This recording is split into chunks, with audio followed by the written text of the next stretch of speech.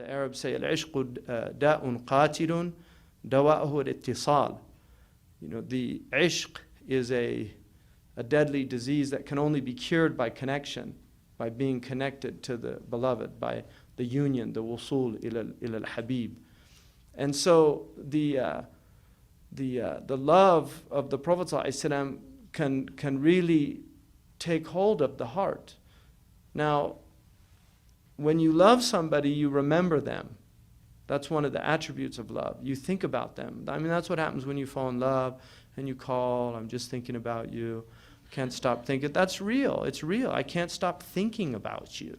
I mean, why is that pressing on the heart? Because you're in love. That's what love is. I can't stop thinking about you. You write poems. You do think. Well, what is that effusion that's coming out of the heart to write poems? Really. And people write the worst poems when they're in love, but it doesn't matter. They would never do it if they weren't. They would know how ridiculous it is. But it doesn't matter because there has to be some type of ta'bir. Now, what is ta'bir? Yu'abbiru. It's what you express. The word ibra, which is a discerning lesson, something you gain, is related to abra, which is a tear. And it's related to i'tibar, which is respect. Respect. Back to respect. A'tabiruhu. I have respect for him. La ulqi lahu i'tibar. I don't give it any significance. So when something has significance and import and meaning, then it begins to affect the heart. And that's why even the remnants of the beloved, qifa nabki min dhikri habibin wa manziri.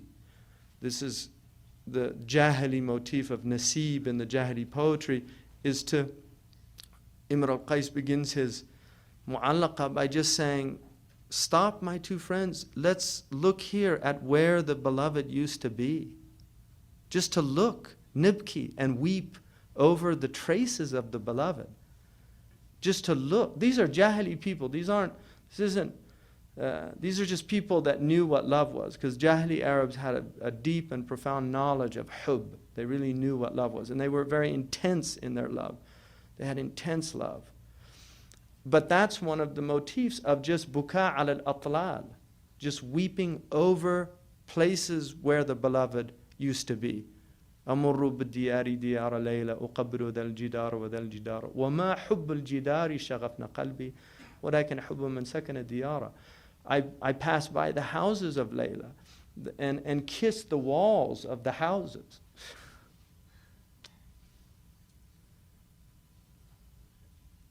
It's just so beautiful.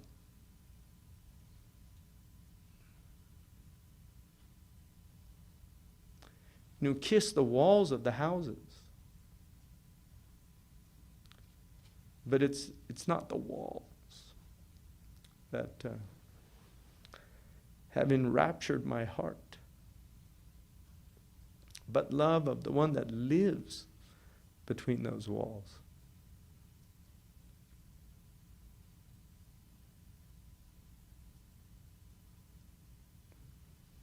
That's why people come to Mecca and Medina.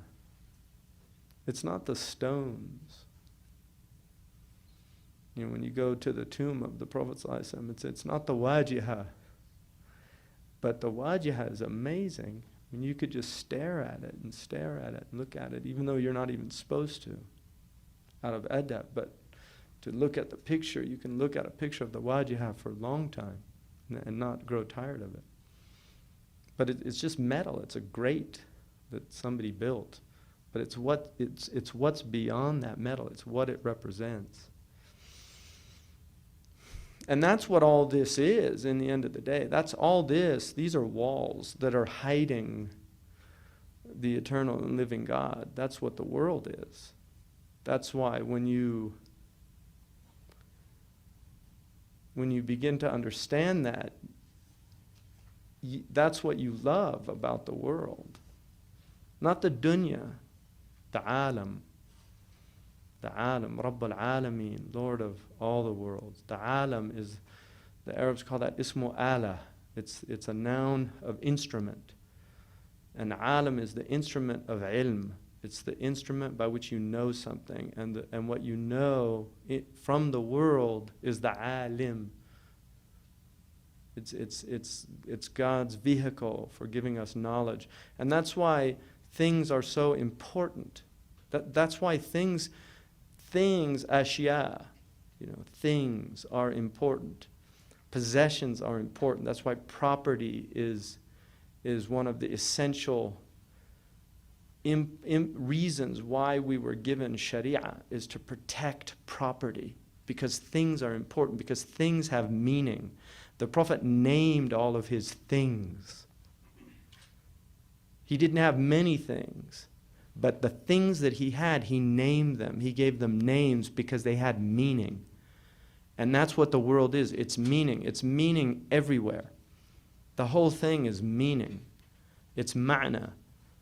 إنما الكون معان قائمة بالصور كل من يدرك هذا كان من أهل العبر. Like the poet said, this whole cosmos is meanings set up in images. And whoever understands that is from the people of discernment, the people of ibar, the people of فَاعْتَبِرُوا يَا أُولِي الْأَبْصَارِ. Think deeply. Give this ibrah. Give this. And then the ibrah leads to abrah. That's where the tears come.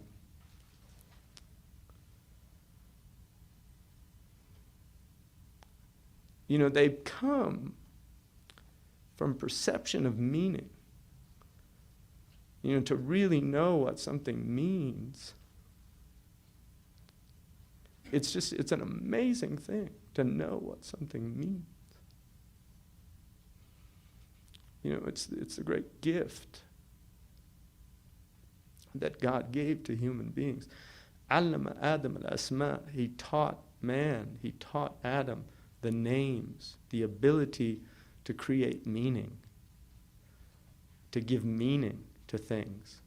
Because the meaning is a transference. It's a movement from something to another thing. So a name is a great meaning. If I say tree, and suddenly in your mind an image of a tree comes, that's meaning. That is meaning. And that's why the more that you know about the Prophet ﷺ, the more powerful those meanings penetrate your heart when you understand his import, what he means, the ma'na, the meaning of the Prophet, what he means, sallallahu alaihi wasallam. And the Prophet ﷺ said, "La yu'minu ahadukum." He said, "Min husni Islam al-mar'i tarkuhu ma la ya'nihi." From the beautiful Islam of a person is to leave what has no meaning for him. What has no meaning for him. Ma la ya'nihi. It doesn't have ma'na for him. Like gossip. What does that mean? If you know about so-and-so and such getting a divorce, how does that affect you? What's the meaning for you? So meaning that's what this whole thing is about. And that's what the gift of this religion is. It gives meaning. That people, the non-Muslim, like some of the atheist people, not Christians, because Christians believe in meaning also, but some of the atheists, they say, oh, religion is just a way for people to find meaning. Exactly. We totally agree with you. Really, we agree with you. Because they say this is all meaningless. But we don't believe that. Because we know and experience and taste meaning. And we know that it's real. It's real. All this other stuff is not real.